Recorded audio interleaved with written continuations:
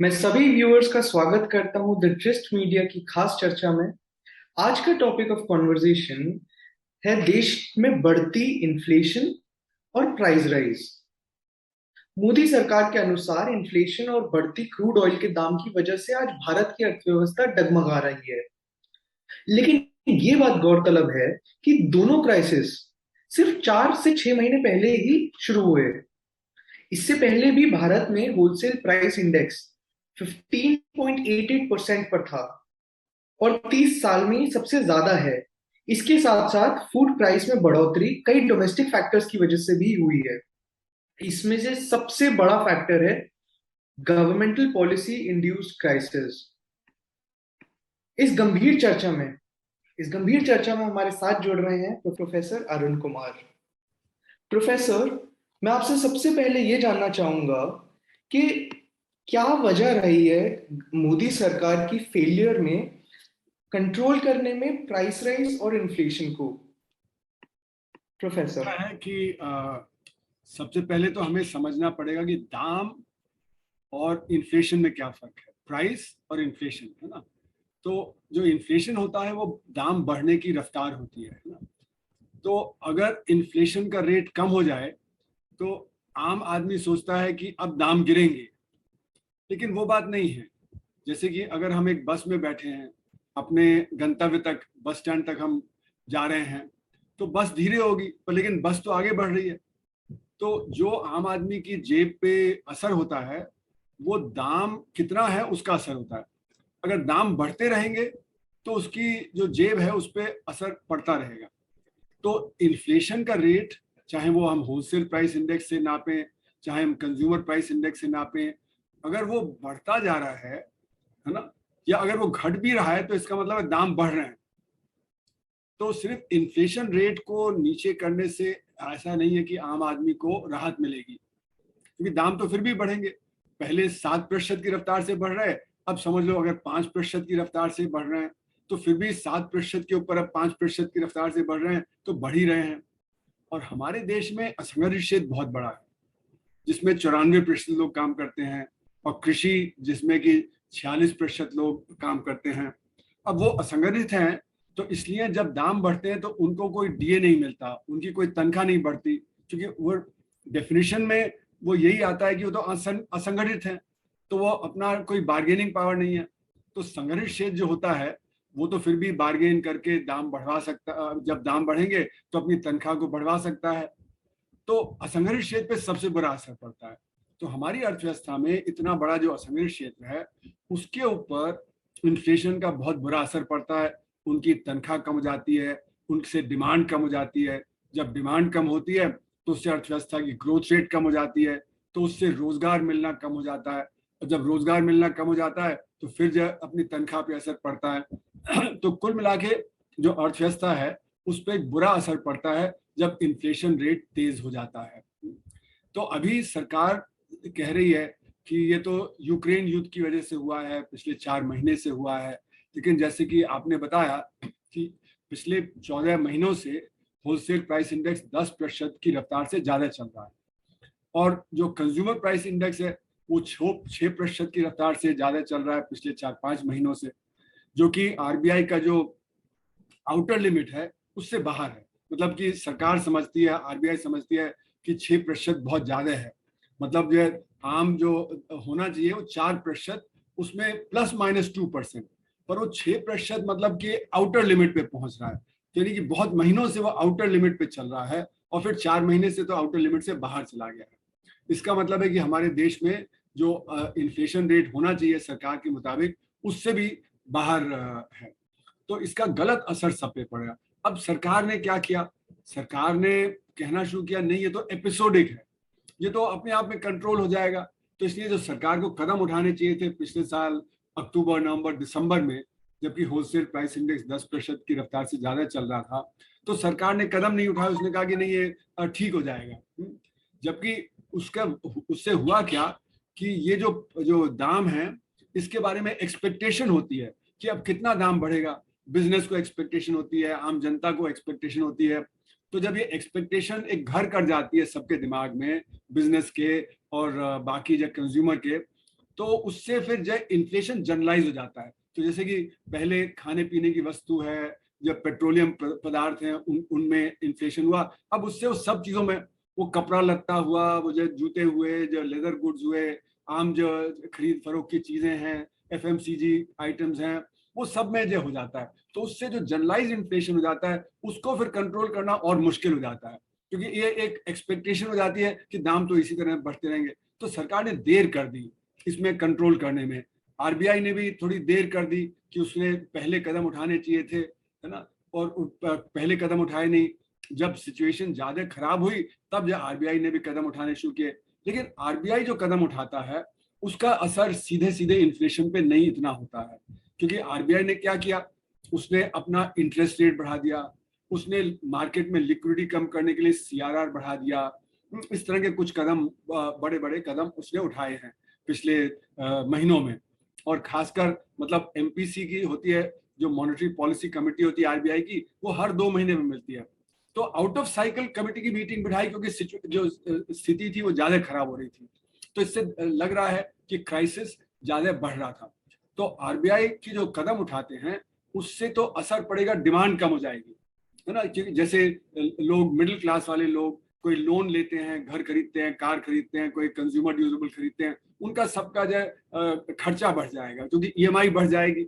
तो ईएमआई बढ़ जाएगी तो वो लोग कम चीज जो खरीदेंगे, क्योंकि वो वैसे ही परेशान है, उनकी आमदनी वैसे ही कम हो गई इन्फ्लेशन की वजह से।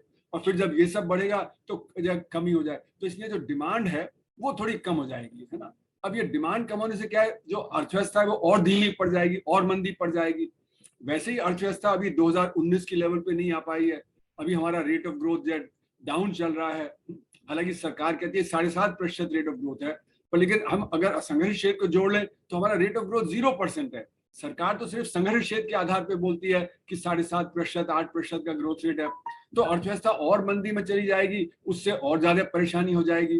तो इसलिए आरबीआई के कदम से नहीं होगा, सरकार को कदम उठाने पड़ेंगे। तो सरकार क्या कदम उठा सकती है, उसके लिए जो कारण है, सबसे पहला कारण है कि एक्साइज ड्यूटी पेट्रोलियम गुड्स के ऊपर, वैट पेट्रोलियम गुड्स के ऊपर, हाँ, बाकी इनडायरेक्ट टैक्सेस। अब जीएसटी में और ज्यादा इनडायरेक्ट टैक्सेस बढ़ा दिए, जो एसेंशियल आइटम्स हैं, खाने पीने की वस्तु वगैरह हैं, तो उससे इन्फ्लेशन तेज हो जाता है। क्योंकि ये जो जीएसटी है, एक्साइज ड्यूटी है, वो एक अप्रत्यक्ष कर है, इनडायरेक्ट टैक्स है। तो जब भी इनडायरेक्ट टैक्स लगता है तो दाम बढ़ जाते हैं उन चीजों के। तो हमें तो उनको कम करना चाहिए था, न कि उनको इस हाई लेवल पे रखना चाहिए था। तो अगर हम सितंबर अक्टूबर में ही पिछले साल अपने जब एक्साइज ड्यूटी काट देते, हम जीएसटी को जब जीएसटी काउंसिल में ले जाके कम कर देते, तो उससे जो इन्फ्लेशनरी एक्सपेक्टेशन हुआ है वो थोड़ा इतना नहीं बढ़ता। तो सबसे पहले तो सरकार को ये करना चाहिए। दूसरा, हमारा जो कॉर्पोरेट सेक्टर है, जो आरबीआई का आंकड़ा बता रहा है कि उसकी प्राइसिंग पावर बहुत बढ़ गई है, क्योंकि जो असंगठित क्षेत्र वो पिट गया, तो अब जब डिमांड जब संगठित क्षेत्र में आ गई तो अब वो दाम बढ़ा रहे हैं। तो जब अर्थव्यवस्था स्टैग्नेंट है तो हमारे जो आरबीआई का डेटा आता है 1500 कंपनियों का, वो बता रहा है कि जो हमारा जो कॉर्पोरेट प्रॉफिट है वो 20%, 24% ऐसे बढ़ रहा है।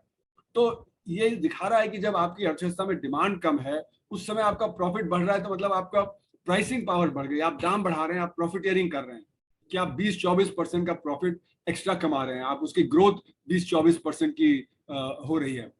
तो ये दिखा रहा है कि जो हमारी प्राइसिंग पावर है कॉर्पोरेट सेक्टर की, वहां पे अंकुश लगाना जरूरी है, जिससे कि वो अनाप शनाप दाम न बढ़ाएं। उसके लिए विंडफॉल प्रॉफिट टैक्स होना चाहिए, कि मतलब जितना एक्स्ट्रा प्रॉफिट आ रहा है पिछले 1 साल 2 साल में, वहां पे टैक्स बढ़ा देना चाहिए। तो कॉर्पोरेट टैक्स जो है उसमें जो कर देना चाहिए। फिर हमको और डायरेक्ट टैक्सेस से बढ़ा के इनडायरेक्ट टैक्सेस कम कर देने चाहिए। फिर जैसे कि हमारा वेल्थ टैक्स है वो खत्म हो गया है, स्टेट ड्यूटी नहीं है, गिफ्ट टैक्स नहीं है, कॉर्पोरेट टैक्स को हमने कम कर दिया था 2019 में, वहां पे बढ़ोतरी कर, तो वहां से हम टैक्स उठाएं और इनडायरेक्ट टैक्सेस को कम कर दें, तो उससे फिर इन्फ्लेशन थोड़ा और जो है कम हो जाएगा, दाम बढ़ने की रफ्तार कम हो जाएगी। फिर हमारा जो सप्लाई बॉटलनेक है, जो विदेश से सप्लाई बॉटलनेक है, जैसे चीन में लॉकडाउन हो जाता है, अब चीन तो दुनिया का मैन्युफैक्चरिंग हब है, तो उससे सप्लाई बॉटलनेक हो जाता है दुनिया भर में। पर हमारे अंदर के देश में भी तो सप्लाई बॉटलनेक है, जो कि चीन के लॉकडाउन से पहले जो इन्फ्लेशन क्रिएट कर रहे थे। जैसे स्मॉल और माइक्रो सेक्टर बहुत बड़ी तादाद में वो परेशानी में हैं, वो मैन्युफैक्चर नहीं कर पा रहे, बंद हो गए। तो सरकार को एक स्पेशल पैकेज लाना चाहिए माइक्रो सेक्टर, स्मॉल सेक्टर को बढ़ावा देने के लिए, जिससे कि वो यूनिट दोबारा खुल सके, वहां पे उत्पादन बढ़ेगा, वहां पे आमदनी बढ़ेगी, तो सप्लाई भी बढ़ेगी, डिमांड भी बढ़ेगी, दोनों चीजें होंगी। हाँ, फिर जैसे कि जो हमारा अनएम्प्लॉयड यूथ है, रूरल एम्प्लॉयमेंट गारंटी स्कीम में जो उसको जो काम और ज्यादा मिलना चाहिए, अर्बन एरिया में अर्बन जो स्कीम स्टार्ट कर देनी चाहिए, जिससे कि यहाँ पे लोगों के हाथ में पैसा आए, जिससे कि वो ज्यादा और खरीद फरोख्त कर सकें। तो सरकार ऐसे कदम करे, तो मेरा मानना है कि ये मॉनेटरी पॉलिसी के कंट्रोल में नहीं है जितना फिस्कल पॉलिसी। तो सरकार को ये फिस्कल पॉलिसीज, और हम लोग ये पिछले 1-1.5 साल से सुझाव दे रहे हैं, तो कोई नई बात नहीं है, ये सुझाव तो आए हैं पिछले 1-1.5 साल से, 2 साल से, है ना। तो सरकार अगर उन पे काम करती होती तो आज ये समस्या इतनी ज्यादा विराट रूप नहीं लेती। सर, आपने एक पॉइंट रेज किया असंगठित सेक्टर का, बहुत इंपॉर्टेंट है इस पे ये नोट करना कि आपके अनुसार क्या आप मानते हैं ऐसा कि जो करंट राइज है इन्फ्लेशन में और प्राइसेस, फूड प्राइसेस में, लाइक एक ऐसा डिमांड भी उठ सकती है इनफॉर्मल सेक्टर से for a higher wage, and इसका रिजल्ट क्या ये हो सकता है कि हम वेज प्राइस स्पाइरल में चले जाएं, एंड उसका इम्पैक्ट क्या होगा सर? देखिए, ऐसा है कि जो असंगठित क्षेत्र है, वो तो जैसे नाम है उसका असंगठित, यानी कि वो जब दाम बढ़ते हैं तो वो अपना जो तनख्वाह नहीं बढ़वा पाता है ना, उसको जो तनख्वाह मिल रही है उसी में उसको जो खुश रहना पड़ता है। और क्योंकि इतना ज्यादा बेरोजगारी है, तो वो कुछ भी काम मिले उसको लेने को तैयार हो जाता है। तो उसका असर हमारे संगठित क्षेत्र पे भी पड़ता है। तो अभी जैसे कि हमारा कॉर्पोरेट सेक्टर है, उसकी प्राइसिंग पावर बढ़ गई तो वो अपने दाम बढ़ा रहा है, जितना वेज नहीं बढ़ी उससे ज्यादा वो दाम बढ़ा रहा है, जितना उसका कॉस्ट नहीं बढ़ा उससे ज्यादा, तभी तो प्रॉफिट मतलब 22-24% चल रहा है, बढ़ रहा है ना। तो वेज प्राइस स्पाइरल तो तभी मतलब कंट्रोल में आएगा जबकि हम कॉर्पोरेट सेक्टर पे लगाम लगाएंगे। अगर कॉर्पोरेट सेक्टर पे लगाम नहीं लगाएंगे तो ये समस्या उसी तरह चलती रहेगी कि कॉर्पोरेट सेक्टर वो दाम बढ़ा रहा है। और ये नहीं कि जब वेजेस बढ़ गई है, वेजेस तो वहीं की वहीं है या वेजेस कम हो गई हैं। कुछ ही सेक्टर है जैसे आईटी सेक्टर वगैरह जहाँ पे शॉर्टेज है, वहां पे तो चलिए वेज बढ़ी, पर लेकिन अर्थव्यवस्था में वैसे तो बेरोजगारी बहुत है। तो जब बेरोजगारी बहुत है तो उसमें तो ऐसा नहीं है कि जब तनख्वाहें बढ़ती रहती हैं। तो इसलिए मेरा मानना है कि अभी वो वेज प्राइस स्पाइरल की बात नहीं है। पर हाँ, ये बात है कि अगर अर्थव्यवस्था पूरी तरह से पटरी पे आ जाए, कि मतलब जो उत्पादन 2019 में होता था उससे 8-10% ज्यादा बढ़ जाए, कैपेसिटी है उससे ज्यादा बढ़ जाए, तो फिर आप तनख्वाह बढ़ाएंगे तो फिर और जो कॉर्पोरेट सेक्टर प्रॉफिट बढ़ाएगा। तो इसमें दो चीजों का ध्यान देना पड़ेगा कि जो हमारे गरीब लोग हैं, वो जो परेशानी में हैं, उनको फिर हमको दूसरी तरह से पैसा देना पड़ता है। इसके अलावा वो उनको जो तनख्वाह ज्यादा मिले, जो जो उनके वाजिब है, अगर आप उनको पास खाना पीना नहीं होगा तो आपको बजट से देना पड़ेगा खाने पीने का, तो कहीं ना कहीं तो खर्च करना पड़ेगा, तो उसके लिए आपको फिर टैक्स उठाना पड़ेगा। तो इससे अच्छा बेहतर यह है कि जो वाजिब तनख्वाह है वो मिलनी चाहिए। तो जिसको मैं कहता हूँ लिविंग वेज, हर एक वर्कर को एक लिविंग वेज मिलनी चाहिए। और फिर उससे दाम न बढ़े तो आपको जो बिजनेस है उस पर आपको अंकुश लगाना पड़ेगा कि वो अनाप शनाप दाम न बढ़ाए। तो वेज प्राइस स्पाइरल तो निर्भर करेगा कि आप किस प्रकार की नीति अपना रहे हैं। अगर आप प्रो बिजनेस नीति अपना रहे हैं तो फिर तो आप जब अंकुश नहीं लगाएंगे कॉर्पोरेट सेक्टर पे, और जहां वेजेस बढ़ेंगे तो वो अपने दाम भी बढ़ाना शुरू कर देंगे। तो ये निर्भर करता है कि हमारी नीतियां क्या हैं। आज की जो हमारी नीतियां हैं वो उसको हम कहते हैं सप्लाई साइड इकोनॉमिक्स। तो सप्लाई साइड इकोनॉमिक्स का मतलब ये नहीं कि आप सप्लाई बढ़ा रहे हैं, इसका मतलब होता है कि आप बिजनेस को कंसेशन दे रहे हैं जिससे कि उनका प्रॉफिट बढ़े, और प्रॉफिट बढ़ेगा तो फिर वो उससे जो एक्स्ट्रा प्रॉफिट है उससे क्या करते हैं वो उन पे है। पर उससे हमारा इन्वेस्टमेंट नहीं बढ़ने वाला। वजह यह है कि जब तक डिमांड नहीं होगी तब तक वो अपना इन्वेस्टमेंट क्यों ज्यादा करेगा। तो हमने 2019 में देखा कि ये सप्लाई साइड नीतियों के चलते हुए हमने कॉर्पोरेट टैक्स रेट काट दिया जबरदस्त, उसके वजह से 1.6 लाख करोड़ रुपया का टैक्स कलेक्शन कम हो गया। तो वो जो एक्स्ट्रा जो प्रॉफिट जो प्राइवेट सेक्टर को मिला उसको उन्होंने इन्वेस्ट नहीं किया, क्योंकि उनको डिमांड नहीं थी। मतलब जो कैपेसिटी यूटिलाइजेशन जो डिमांड को एक तरह से दिखाता है, वो आरबीआई के आंकड़े बताते हैं कि वो 70 के लेवल पे है। अब जब 70 के लेवल पे है तो आप जो एक्स्ट्रा इन्वेस्टमेंट क्यों करेंगे।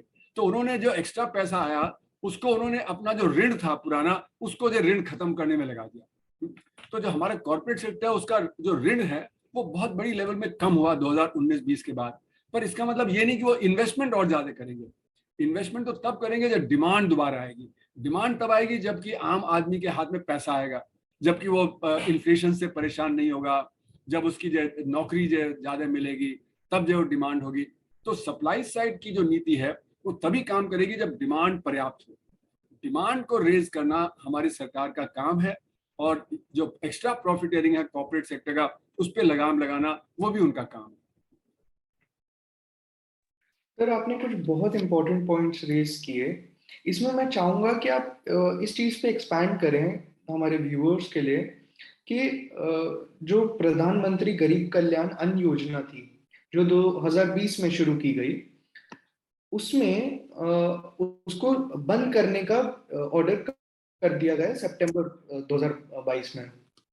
सर, जब food prices record time high पर हैं, एंड मतलब फिर गवर्नमेंट ऐसा क्यों कर रही है कि एक वेलफेयर फूड सिक्योरिटी स्कीम को ऐसे टाइम पे बंद कर रही है जब उसकी सबसे ज्यादा जरूरत है?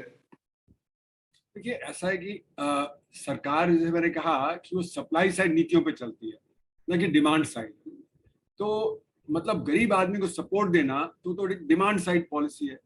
तो वो ये समझते हैं, और जो मतलब न्यो क्लासिकल इकोनॉमिस्ट होते हैं जो इन नीतियों को आगे करते हैं, वो कहते हैं कि ये जो जितनी सब्सिडी वगैरह है वो खत्म कर देनी चाहिए। तो ये तो मतलब ऐसा है कि आप putting the cart before the horse, जिसको अंग्रेजी में कहते हैं, कि सबसे पहले तो आप गरीब आदमी के हाथ में पैसा दीजिए, उसकी उसकी आमदनी ठीक हो। जब उसकी आमदनी ठीक होगी तो खुद ही खरीद लेगा। जब उसकी आमदनी कम है, जब उसका रोजगार कम है, जब रोजगार नहीं मिल रहा है, तो उस समय आपको सब्सिडी देनी पड़ेगी। उस समय आपको ये खाना पीना देना पड़ेगा, वगैरह वगैरह। तो हमको सबसे पहले तो जो करना चाहिए वो ये है कि जो अर्थव्यवस्था है उसमें रोजगार पैदा हो सही ढंग से। जैसे मैंने कहा, एक अर्बन गारंटी स्कीम हो, एक रूरल गारंटी स्कीम हो, जिसमें पैसा पर्याप्त मात्रा में दिया जाए, जिससे लोगों के हाथ में काम हो और प्रोडक्टिव काम हो। तो प्रोडक्टिव काम होगा तो उससे हमारा जो प्रोडक्शन भी बढ़ेगा, और उससे जो लोगों के हाथ में पैसा आएगा तो डिमांड भी बढ़ेगी। तो दोनों एक साथ होगा। अभी तो क्या है कि सरकार को ये लगता है कि भाई हमने इतना कर दिया, अब और करेंगे तो हमारा डेफिसिट और बढ़ जाएगा, तो डेफिसिट काट दो। तो डेफिसिट काटने के लिए वो कहेंगे कि ये जो हमारा फूड सब्सिडी है, फर्टिलाइजर सब्सिडी है, इसको कम कर दो। तो कोशिश ये सरकार की रहती है कि वो फूड सब्सिडी, फर्टिलाइजर सब्सिडी और ऑयल सब्सिडी, जो पेट्रोलियम पदार्थों पे सब्सिडी वगैरह है, वो किसी ना किसी तरह काट दे। तो वो हमें तब करना चाहिए जब हमारी अर्थव्यवस्था सही ढंग से चल रही है, जब हर एक के हाथ में खाने पीने, बच्चों की शिक्षा, बच्चों के स्वास्थ्य वगैरह के लिए पर्याप्त आमदनी हो। तो जैसे मैंने कहा, लिविंग वेज जरूरी है हमारे यहाँ। लिविंग वेज हमारे यहाँ वर्कर को नहीं मिलती, और इसीलिए हमने देखा कि जब ये पैंडेमिक आया तो उसके दौरान जो वर्कर थे, 90% ने कहा कि हमारे पास इतनी बचत नहीं है कि हम एक हफ्ते का राशन खरीद सकें। और इसीलिए आपने देखा कि लाखों करोड़ों लोग शहर से गांव की तरफ पलायन करने लगे। इतनी भरी गर्मी में बच्चों को गोदी में लिए, सिर पे बोझा ढोए, अपना सूटकेस खींचते हुए वो मतलब 100 किलोमीटर, 500 किलोमीटर, 1000 किलोमीटर चलने को तैयार हो गए। जब पानी नहीं है उनके पास, खाना नहीं है, रास्ते में कोई उनको खाना पानी दे देगा, उसी पर निर्भर होते हुए वो निकल पड़े। तो ये दिखाता है कि हमारे जो वर्कर हैं, मेजॉरिटी, उनकी हालत खराब है। ई श्रम पोर्टल का भी डेटा आया जिसमें 27 करोड़ लोग रजिस्टर्ड हैं जो असंगठित क्षेत्र के हैं। तो उसमें से 94% ने कहा कि हम 10,000 रुपए से कम कमाते हैं। तो ये दिखाता है कि मतलब स्थिति ऐसी है कि उनके पास कोई बचत नहीं हो सकती। जो परिवार 10,000 रुपए से कम खर्च करता है, उनके पास कोई खास बचत नहीं होगी, और बचत नहीं होगी तो परेशानी के दौर में रहेंगे। तो इसलिए मेरा मानना है कि हमारी जो सरकार है वो प्रो बिजनेस नीतियां अपनाती है, नहीं कि प्रो पीपल नीतियां अपनाती है। तो जो जैसे कि अब नोटबंदी किया, वो एंटी अनऑर्गेनाइज सेक्टर था, उसके खिलाफ गया असंगठित क्षेत्र के। फिर जीएसटी लागू किया, जीएसटी में असंगठित क्षेत्र को तो बाहर रखा, लेकिन उससे जो असंगठित क्षेत्र पे बहुत बुरा असर पड़ा, क्योंकि उनको इनपुट क्रेडिट नहीं मिलता, वो इनपुट क्रेडिट नहीं दे सकते, तो उनका दाम तेज हो गया। तो डिमांड शिफ्ट कर गई असंगठित क्षेत्र से संगठित क्षेत्र में। फिर एनबीएफसी क्राइसिस आ गया, तो आप देखें 2016, 2017, 2018 और फिर 2020 में ये लॉकडाउन हो गया, जिसमें फिर असंगठित क्षेत्र पर बुरा असर पड़ा। तो कुल मिला के जो असंगठित क्षेत्र है उसका मेरे अनुसार कम से कम 50-60 लाख करोड़ रुपए का नुकसान हो गया है पिछले 6-7 साल में। अब उसके एवज में उन्होंने क्या किया कि हर साल 2-3 लाख करोड़ रुपया तरह तरह से खाने पीने पे कुछ और सब्सिडी पे दे रहे हैं।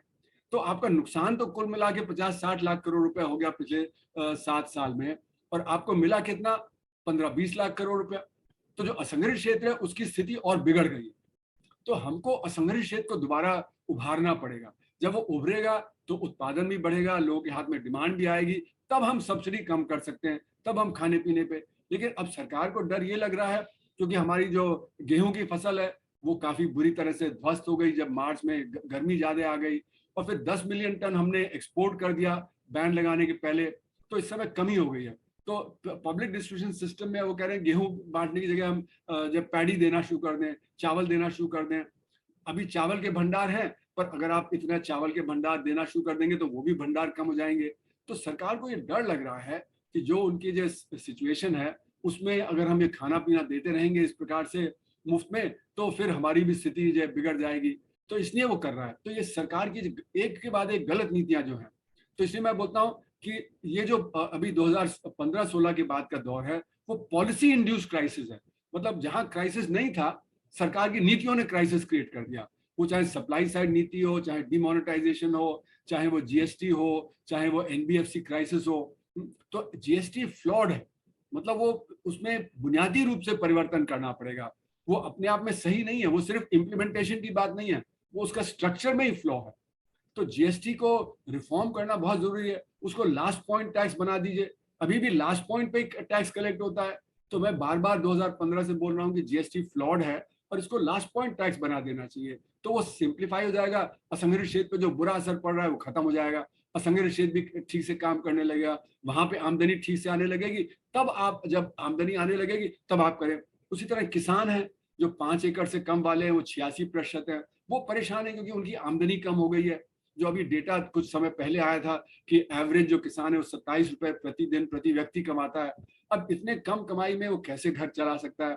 तो इसलिए फिर जो वहां पे जो देना पड़ा 6,000 रुपए साल, तो उसकी आमदनी बढ़ाने के लिए एमएसपी को आप लगाइए, उसको आप कंपल्सरी कर दीजिए हर क्रॉप में, है ना। ये है मुश्किल काम, लेकिन मुश्किल काम ही तो करना पड़ेगा क्योंकि आज की जो परिस्थिति है उसमें हालात बहुत बिगड़े हुए हैं। तो मुश्किल काम जो है कि आप एमएसपी को फुल कॉस्ट पे आप जो प्राइसिंग करें, और जिससे कि हर क्रॉप में वो मिले। ये नहीं कि कुछ क्रॉप में मिल रहा है, कुछ में नहीं मिल रहा है, ज्यादातर में नहीं मिल रहा है, तो वो जब क्रॉपिंग पैटर्न बदल जाता है उससे पर्यावरण पे गलत असर होता है। तो अगर आप एमएसपी सारे क्रॉप्स पे देना शुरू कर दें गारंटी के तौर पे, तो उससे किसानों की स्थिति बेहतर होगी, फिर आपको किसानों को पैसा नहीं देना पड़ेगा। तो कुल मिला के सरकार को जो कदम उठाने चाहिए थे वो कदम नहीं उठा रही है क्योंकि वो सप्लाई साइड नीतियों पे है। सप्लाई साइड नीतियों का मतलब है कि जो एग्रीकल्चर मार्केटिंग है उसको भी बड़े बड़े कॉर्पोरेट्स के हाथ में दे दिया जाए।